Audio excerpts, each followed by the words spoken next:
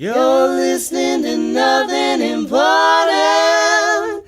Please enjoy the show. That's great. That works.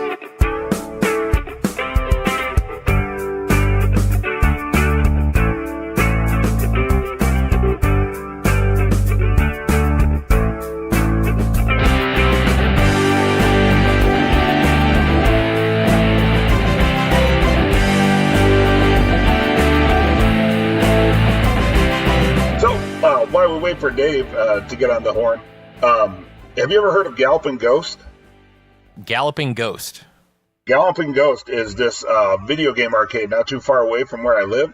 It's actually more of a, I'd say like interactive museum. It's $20, all you can play. They don't sell beer or food or anything like that.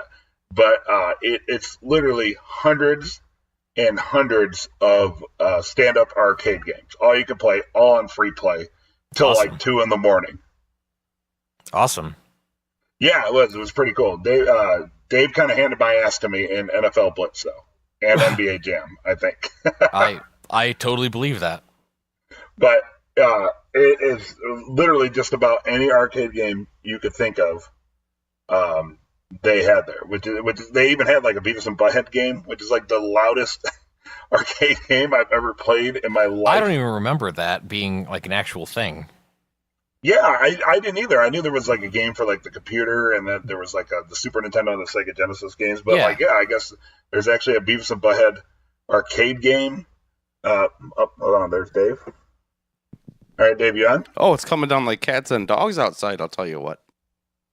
Is it? Oh. Okay, awesome. I was telling. So I guess just to pick back up 1, 2, 3. So I was telling Jeff about our mandate to Galloping Ghost last night. You mean your mandate to make me go to Galloping Ghost last night? Yes, I did. I did call Dave, and because I was like, I live right down the street from this place, and I've been talking about going there. And yesterday, for whatever reason, I guess I just decided to pull the trigger, and it's like, all right, tonight's the night I'm going. I called Dave. Dave pissed off his girlfriend so he could come hang out with me. So you're saying that it became a mandate instead of a mandate? Yes. Mm-hmm, indeed. He mandated a mandate. I did. And how many video games would you say are at this place? Hundreds of just awesome old school, like everything from like the Popeye arcade game to I don't know, Ninja. I can't name a game that I didn't see from growing up. You know, Interesting.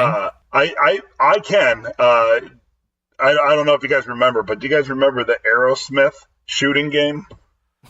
Yeah. I do. I absolutely remember that. Yeah. Yeah. Crap. What the hell was it? I'm trying to remember what the actual game was called. Aerosmith shooting game? Yes. No, it had a guns in an elevator. No, it was Revolution X. Yeah, that's right. Revolution X. That is right. Revolution X. Was that a Chuck E. Cheese's or something?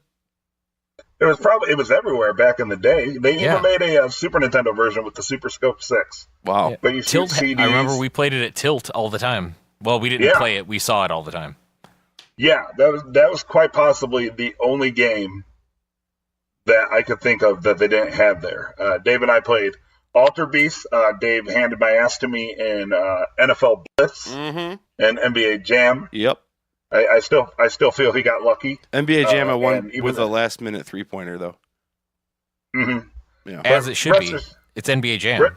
Right. He's on fire. Rest assured, though, it was a moral victory, though, on my part. Right. Right.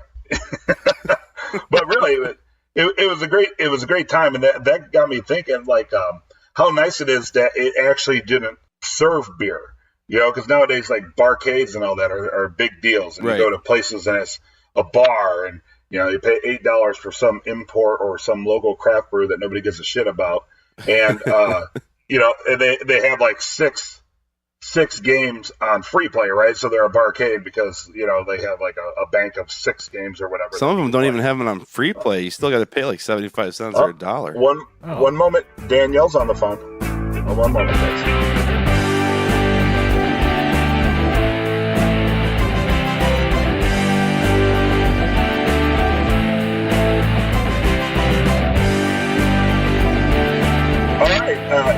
Dave and Jim.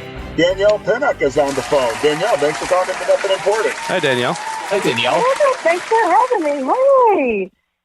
Hi, so glad to have you. This is like the fourth or fifth time we've tried to chat with you now? Well, you know what happened, see, when we first started getting to the point to where we could interview people, I would have a habit of hanging up the phone, and then we kind of started doing okay for that for a while. And then you came along, and it took us 5 tries to connect, so maybe we're back in our old ways, and I apologize. It must be my crazy Jersey number. Not Jersey. That's all right. Awesome. Well, Danielle, you are a fellow Chicagoan. I love Chicago. We actually just, my husband and I moved to LA last year, and I miss it so much. Oh, even with all the snow and everything, you miss it? I don't really miss the snow as much. Nothing like a Chicago summer. Exactly. That's very true. So, Danielle, we were just talking about, I don't know if you heard about them, but Galloping Ghost Arcade just out in the west suburbs of Chicago. Have you ever been? Have you ever heard of it? No. See, that was my clever attempt at a segue. I was going to ask you what your favorite arcade game was. You could still ask her that. Well, I would say that my favorite game just in general is Sonic the Hedgehog. Oh, awesome. All right. Yeah, I love Sonic, those gold coins. I can play that time. Nice. I'm just waiting for somebody to get me my little Sega and just hook up one day. Awesome. Way cool. So you're kind of all over the place. Your career as an actor and such is you're relatively new. You know, been at it a few years, but man, you've had a one woman show. You've been on Young Sheldon and Workaholics and Get Shorty, and this is Us. There's a lot of heavy hitters in there for such a short career. Like, what is your secret? How can we be like Danielle? To be honest, the secret is just 10 years of theater training. So I was doing theater for a very long time, in New York as well as in Philadelphia and overseas. And Chicago was really the bridge for me when I first started auditioning for television. And I'm so glad that I did. And at first I was very afraid. I was like, I don't know what I'm going to look like. Am I good enough? I'm not sure. And my agent at Stuart Town, they said, just try it and see what happens. You're trained. You've been acting forever. Just see what happens. And thank God I did, because the first thing I booked was This Is Us. And I have just been having a blast here in Los Angeles ever since. That is absolutely wonderful. It's This Is Us. Do you keep up with the show in the present day, all that good stuff? I sure do. Mm-hmm. Okay. I am caught up crying every episode. Right? Okay, I was going to ask you about that. I was going to ask you, as somebody who's been involved with this show, is this specifically designed to make people cry? Because I feel like that's the entire point of the show. I know. It's like every week I'm like, they're not going to get me. They're not going to get me. It's fine. And then without fail, something happens and the tears are streaming. I don't know how they do it every time. Every time. And of course, you're on Young Sheldon, which is the prequel to The Big Bang Theory. But it's quite a departure from The Big Bang Theory, which is like a 3-camera with a laugh track or audience. Sorry, I messed, but I don't know. They say it's a live audience. So, but yours is like more of a single camera, more like Malcolm in the Middle type comedy. Like there's no laugh track. It really is. Yeah, absolutely. So when you get involved with something like a prequel to such a hugely successful TV show, Big Bang Theory has been like the number one sitcom for however many years. What's it like being now a part of that entire story and something that's so beloved by millions? To be honest, the entire thing is quite unreal. And I don't even think, like sometimes I feel like I need to be snapped out of it, because even just walking on set, I'm like, oh, wow.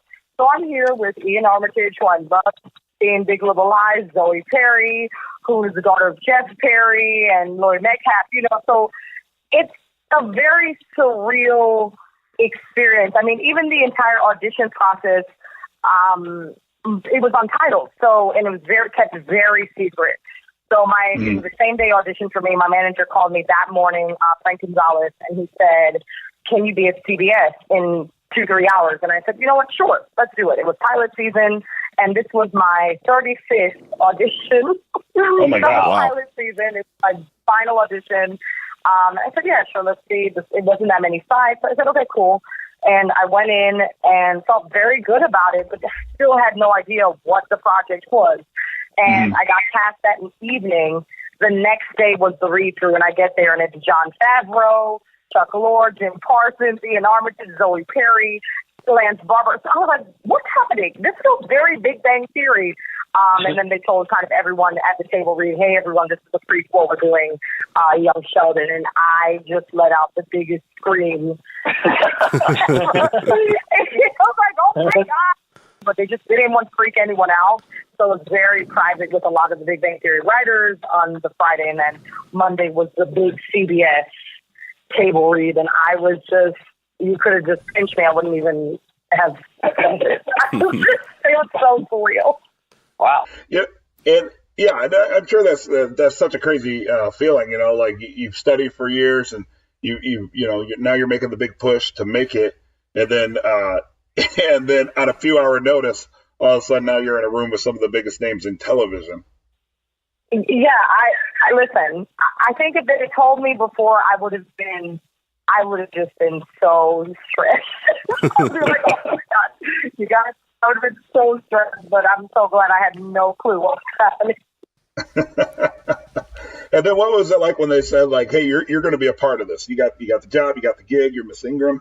What was that feeling like? I was a huge sigh of relief because I wasn't, pilot season, to be honest, I wasn't expecting anything last year when I did it. I was just I went into each audition just saying, I may not get it, but I'm making new connections. I'm meeting new people. I'm meeting new casting people.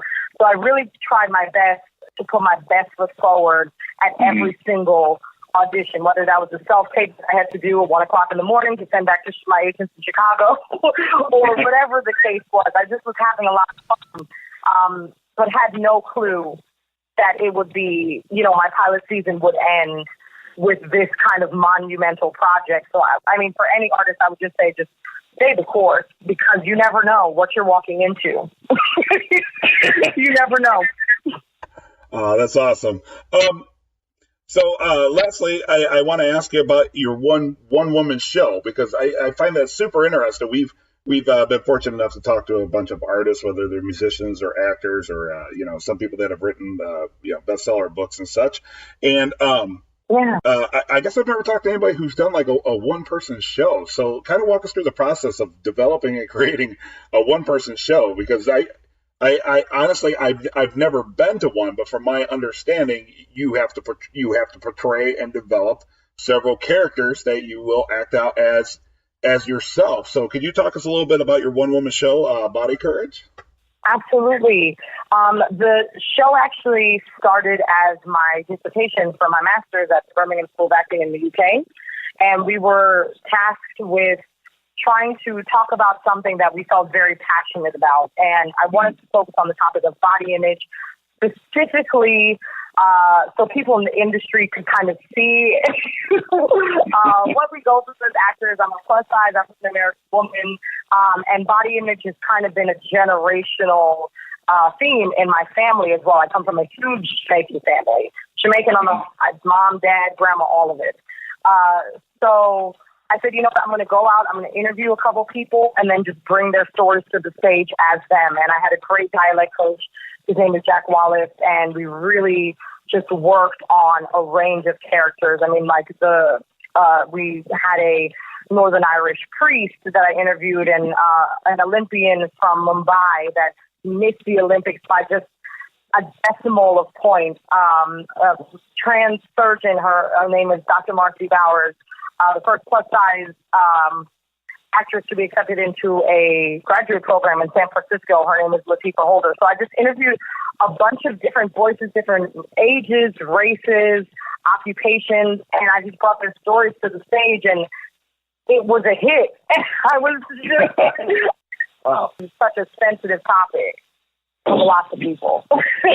You know it is. About a year ago, we had Charlie Coons. I'm not sure if you're familiar with him. He was on Community, and he also, like, on the guy side of it, he does some very like male body positive work as well. So it seems like a lot of people are really kind of trying to bring that to to the mainstream, to, like, you know, put it out there that you know, sometimes you just have to reflect and, you know, and, like, be happy with who you are, and, like, you know, but you might want to reevaluate some things too. You know, it's so true. And that's the thing, I think the biggest misconception with body image overall is that people think it's just a women's issue. It's just for women. But, I mean, men, they go through so many things. On my journey to interviewing, I mean, I interviewed in the course of 5 years over 350 people. And it was just to see what everyone had, all the kind of things that people felt about their bodies that were very similar. And it was an incredible opportunity to just work on that project. And also when those people came to see the show as well, too, to see themselves, how I portrayed them, they would bring their families. And then I also, in that play, told my story of, like, what it was like growing up in a Jamaican household with my grandma, who was super Christian, super religious, like Bible trained, and my mom, and what that kind of is in my journey to finding out what people meant to me. But it's hilarious, and kind of I go into, like, who my grandma is as a person, and she was a very small, like 4'9", maybe 5 foot, but just was so terrifying. So I transitioned to all of those different characters. It's a physical task doing that kind of work, and I think especially because I am a plus size woman, people were kind of shocked, like, oh wow, you're on stage for 90 minutes. Wow, you didn't miss a beat. And some people as well, like, hey, you know, I may be curvier, but I can do this. You know, it's right. I can do a bunch of different things. Yeah. Well, that's wonderful. So I mean, you've done so much, right? Like, and it's been kind of just kind of snowballing for you. So what's next? What's coming down the line for Danielle Pinnock? Absolutely. Well, this month, actually in March 1st, I am in Scandal. I'm making an appearance with Miss Kerry Washington, and it's a really special episode because it's the How to Get Away with Murder Scandal connection. They're merging shows. So I will be both with Viola Davis and Kerry Washington, and it was just a blast. This March, I'll be hosting a podcast called Shook, dealing with performers and mental health. And I want to kind of figure out, like, why is it that I have so many friends that are performers with depression or anxiety, and I want to just talk to them. And I have a lot of friends that are comedians as well that came out of Second City, and I just want to get to the root of those things and see what's going on. Well, you know, if you ever feel like you need to talk to a bunch of no-name podcasters who probably have issues themselves, you can always give us a call because we're friends now. Yeah, we fit that profile very nicely. Thank you. I mystify, you know what I mean, and break that stigma of, like, what mental illness is, because I think in the community it's just so, in the industry it's so prevalent, and no one's really talking about it. You know, it's either like, oh, let me just get a drink and not deal with it, but I want to figure out, like, what's going on. Like, why is this so prevalent in our community? And but that'll be amazing. It could possibly be the subject of your next one woman show. Right. Exactly. No, truly though. So I'm super excited about that, and I've been interviewing this month, and I'm really excited for to release it next month. I can't wait. Very cool. Awesome. Well, we'll definitely make sure to keep an eye out for it. We wish you nothing but success, and I am so glad that we finally got to connect. It was very great talking to you, and you know, the guys and I'm sure, wish you nothing but success. Thank you so much. Absolutely. Danielle. Awesome. Thank you all for having me on the show. This was awesome, and it's so great to connect with you guys. Thank you, Danielle. You have a wonderful evening, and when you come back to Chicago, drop us a line. Yes, I sure will. Have a good night. Thank you. Have a good one, Danielle. You're listening to Nothing Important. Awesome. She is so bubbly. Yeah, that was very just ball of energy. Yeah, pretty so awesome. it was nice and refreshing. Yeah. Yeah, totally. Well, I think a lot of times, like when we talk to people, we're probably like their 10th interview of the day. Right. Right. Um, What do you mean Plus we're it's not just priority podcast, son? yeah, right.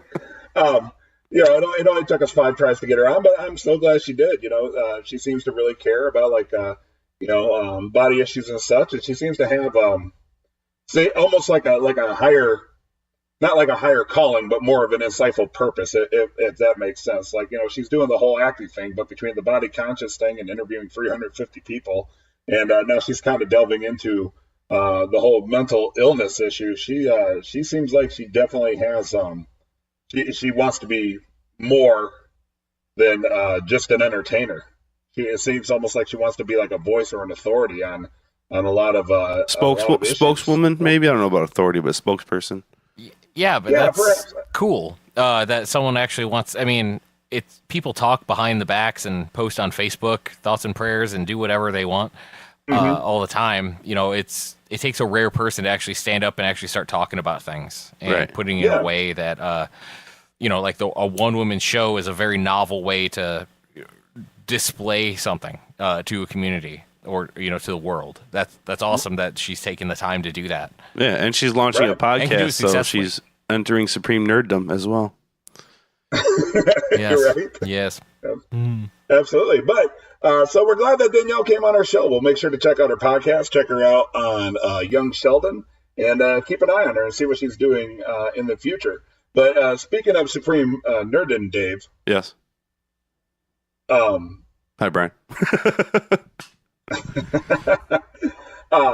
So let's get back to Galloping Ghost Arcade that we were talking about at the beginning of the episode.